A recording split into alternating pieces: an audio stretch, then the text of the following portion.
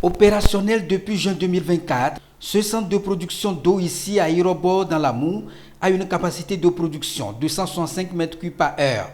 Et c'est depuis ce site que l'eau est captée et drainée vers cette station pour sa production. L'installation de ce centre de production, c'est pour mieux répondre aux besoins des populations en matière d'eau.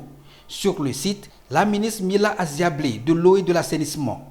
À travers cette visite, des explications lui ont été fournies sur le circuit de production, le mécanisme mis en place pour assurer une production permanente aux populations, une visite de terrain pour s'assurer du fonctionnement.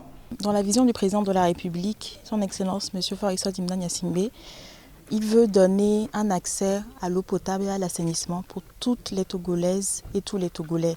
La station d'Irobor constate que la station de traitement fonctionne bien.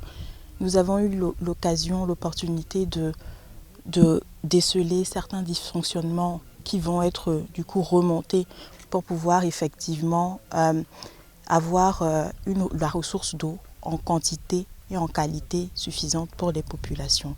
C'est une partie du projet qui a été fait, donc il y a des extensions qui vont venir. Outre le centre de production, ce centre de traitement de boue de vidange, ici à Oumdjé, dans la préfecture de Logou. Ce centre a été construit pour une meilleure gestion des déchets et assurer un meilleur assainissement de la ville. Deux catégories de déchets sont donc convoyées ici.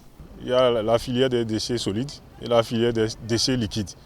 Donc actuellement, nous sommes déjà à la phase test de mise en œuvre de ce centre et nous avons déjà eu, comme vous avez vu au cours de cette visite, un certain nombre de volumes de déchets, de boues de vidange qui sont déchargés au niveau de la filière de gestion de déchets liquides et des tonnes aussi de déchets solides qui sont déjà convoyés au niveau de ce centre. C'est dire que le centre est bien fonctionnel, d'où cette présence de la ministre également ici pour s'assurer de l'organisation de gestion. C'était fait dans les règles de l'art, c'est conforme parce que le ministère de l'eau et de l'assainissement était la maîtrise d'ouvrage qui a construit ces centres et qui en a délégué la gestion aux différentes mairies. À l'issue de cette visite terrain, nous allons organiser des réunions avec les mairies pour pouvoir en fait mettre en place une méthodologie, une procédure harmonisée pour que la gestion soit efficace.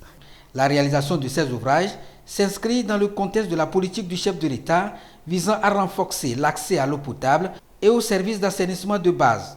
Une politique pour améliorer et garantir l'accès équitable aux populations.